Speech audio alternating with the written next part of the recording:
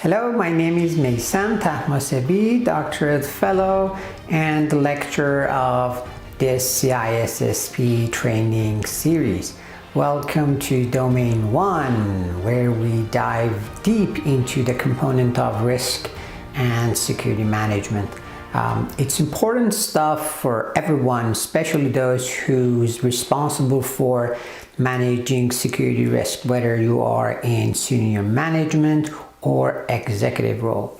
In this domain, we will cover fundamental concepts of security, risk management, security governance, legal and regulatory issues, business continuity, and disaster recovery. Each of these topics is crucial to maintain the security and resilience of your organization. Security and risk management is the first domain that we will explore. The essence lies in identifying and managing risk to your assets and information. We are about to dive into some essential knowledge that you will need to be successful in this field. According to CISSP, there are 13 objectives in this domain. So let's get started. To effectively manage risk to asset information, it's important to have a basic understanding of key security concepts. Here are some of the most important security concepts that you need to know. The first one being the CIA Triad. The CIA Triad stands for confidentiality, integrity, and availability, and I'm sure you know that.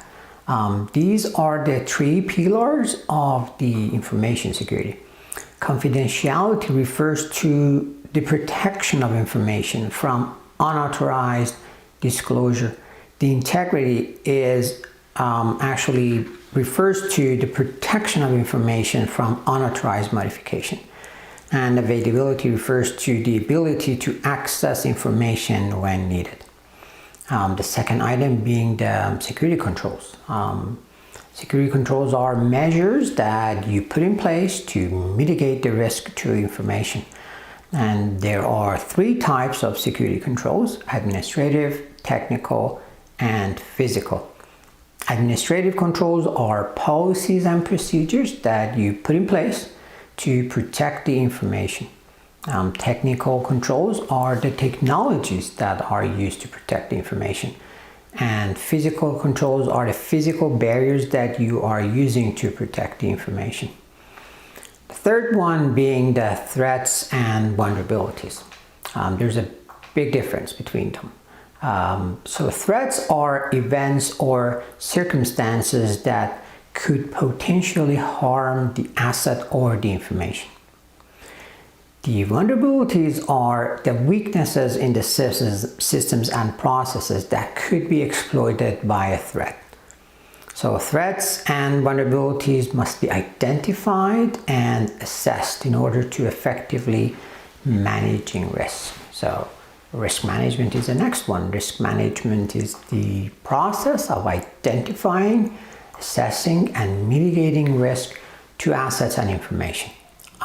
The risk management process involves identifying potential threats and vulnerabilities, of course, assessing the likelihood and potential impact of each threat, and the third one, implementing the appropriate control to mitigate the risk. The next item is defense in depth, and which I'm sure you all familiar with the concept, which is the security strategies that involves implementing multiple layers of security controls to protect the information. In this approach, we can be sure that if one layer of security is to be breached, there are additional layers of protection in place to prevent further damage.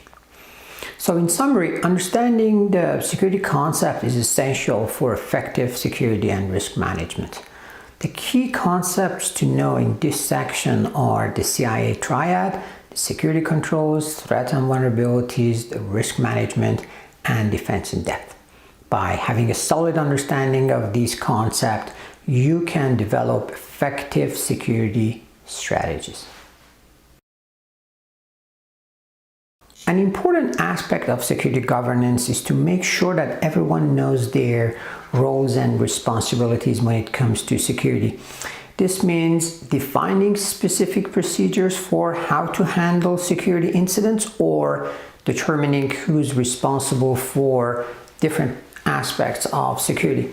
It's also important to consider processes like acquisitions and make sure that security is being taken into account during these processes. Very important, don't forget that. Using security controls framework can be very helpful to make sure that the best practices are being followed and security controls are consistently implemented across the organization. And more importantly, exercising due care and due diligence is essential for protecting sensitive information.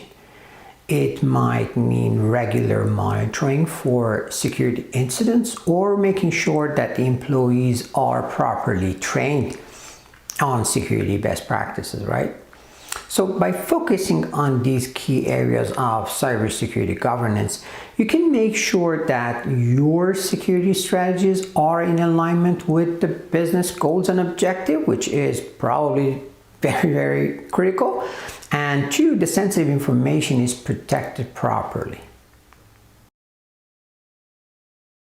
The next focus is on determining the compliance and other requirements. Basically, the core aspect is to understand what rules and regulations are relevant to your institute and making sure that they are being followed. This could involve data protection laws, industry-specific standards, contractual obligations, or corporate policy and procedures. It's important to keep in mind that compliance isn't just a matter of ticking boxes and filling out paperwork. It's about making sure that they are doing the right thing to protect the assets and maintaining the trust with stakeholders. And yes, it's not the most exciting topics in the book, but it's definitely a crucial one. The next focus is on legal and regulatory issues that affect information security in holistic context. Essentially, this means understanding the various laws, regulations, and policies that govern the information security at the broad level, and two, how they relate to each other. This includes everything from international data protection laws to local regulations around data breaches and privacy. So it's important to approach this topic holistically because there can be significant overlap and intersection between different legal and regulatory frameworks, and failing to consider these relationships can lead to legal and financial consequences for your organization. As with all aspects of CISSP, the goal is to be able to approach to information security in a strategic and comprehensive way that takes into account all relevant factors. Investigation types cover the different types of investigation that might be required in the context of information security. These investigations can be broadly categorized into 5 types: administrative, criminal, civil, regulatory, and industry standards. Administrative investigations are conducted usually internally within the organization to determine whether any policies or procedures have been violated. The criminal investigations are conducted by the law enforcement agencies, where there is an evidence of criminal activity such as hacking, theft, fraud. Civil investigations are related to legal disputes between parties and are typically focused on determining the liability or responsibility for the damage. Regulatory investigations are conducted by the government agencies to ensure compliance with laws and regulations such as data protection or consumer protection laws. And yeah, finally, the industry standard investigation might be conducted by different parties to ensure compliance with specific standards or best practices, such as the payment card industry, which is known as PCI DSS. Security and risk management is about figuring out what risks might be out there that could harm your asset and information, and then taking steps to minimize those risks. The whole point is to keep your information confidential, maintain their integrity, and make sure that they're always available when you need them. But of course, you also want to make sure that you're not sacrificing efficiency in this process. So there's a sweet spot, there's a balance. Try to find balance. It's not just about technical stuff, you also need to consider the non-technical aspects. What truly matters is taking a big picture approach that looks at everything from policies and procedures to standards and controls.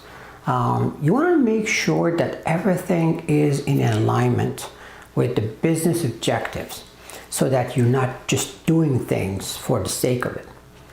And of course, you also need to implement the right security controls to help minimize any risk that might come up down the pipe, right? So it's a big job, but you can keep everything safe and secure with the right approach. Did you know that the security and risk management is not one and done kind of thing? It's actually a continuous process that requires constant monitoring and evaluation. This way you can make sure that your information security program is always effective and up to date. As new threats pops up, you need to adapt your strategies to keep up with the changing landscape. It's like a game of cat and mouse. You need to stay one step ahead of the bad guys to keep everything safe and secure. So don't just set it and forget it. Make sure that you're always keeping an eye out there for new risk and adjusting your approaches accordingly. Professional ethics deals with the importance of ethics in the world of cybersecurity. Essentially, what really counts is doing the right thing when it comes to practices and policies. Professionals in the field must be honest, trustworthy, and transparent in their work. They should promote these values in their teams. It means obeying industry standards, regulations, and code of ethics, and also being accountable for their actions. The heart of the matter is doing the right thing when nobody's watching. In this way, we as security professionals can build trust with others to help reinforce the integrity and success of cybersecurity efforts. The main focus of risk management lies in keeping your asset and information safe. It's like being a detective, always on the lookout for potential threats and vulnerabilities that could put your asset at risk. The process involves easy steps, starting with identifying those threats and vulnerabilities. Once you got a handle of those, it's time to assess the risk, which means figuring out how likely each potential threat is and how much damage it could do if they were to happen. Then comes the fun part, the risk mitigation phase. It's where you get to put your security measures in place to stop those threats from becoming a reality. Of course, as I said, it's not enough to just set it and forget it. You need to continuously monitor your controls just to make sure that they are working effectively. And don't forget about the communications. Communicating your risk and your security strategy with others. By following these processes, you will be able to effectively manage risk and keep your environment safe from harm. Business continuity and disaster recovery planning are building blocks of security program. Essentially, these plans help ensure that the business can keep going even if something really bad happens, like natural disaster or cyber attack. Business continuity planning involves identifying the most important business processes and figure out how to keep them going in the event of disruption. This includes things like identifying the backup facilities, systems, and personnel, as well as developing procedures for getting everything back up and running as quickly as possible. Disaster recovery planning is more focused on the IT systems and infrastructure. It involves creating a plan for how to restore these things in the event of disruption. This includes figuring out where to store backup systems and data and developing procedures for getting everything back online as soon as possible. To make sure that the business continuity and disaster recovery planning are effective, there are key things to consider. First, you need to conduct a risk assessment to identify potential threats and vulnerabilities. Then you would need to conduct a business impact analysis to figure out which systems and procedures are more critical. After that, the core aspect is to develop a comprehensive plan that includes procedures for restoring critical systems and processes. Don't forget about the processes. Of course, these plans must be frequently reviewed and updated to make sure that they are still effective and relevant, and I want you to pay special attention to the relevant part. You have to frequently test it. So testing and training also very imperative. So you must test the continuity and recovery plan in defined regular basis to ensure they work as intended. It involves running drills or tabletop exercises to simulate disruption and see how well plans hold up. Employees should also be trained on plans so they know what to do during the event of disruption. The last thing you want is the confusion during a disaster recovery process, which is very common, unfortunately. Finally, the effective communication is really the key. We mentioned it several times so far. You must have procedures for communicating with employees, customers, and other stakeholders during disruption. This can help keep everyone informed about the process and the procedure and what's going on, and keep them aware of the situation, and obviously reduce the confusion and panic. As I mentioned, business continuity and disaster recovery planning are indispensable security program components. Effective planning involves identifying potential risk, figuring out which systems and processes are most critical to you, developing comprehensive plans, regularly testing and training employees, and establishing effective communication procedures. In conclusion, Domain 1 of CISSP certification exam covers a wide range of topics related to security and risk management. Understanding the fundamental concept of security, risk management, and governance is decisive for any organization that wants to protect its asset from potential threats and vulnerabilities. Legal and regulatory issues also must be considered to make sure that we are in compliance with relevant law and standards. Business continuity and disaster recovery planning, as I just mentioned, are vital ingredients of security program. It makes sure that the business can continue to operate in the event of disruption.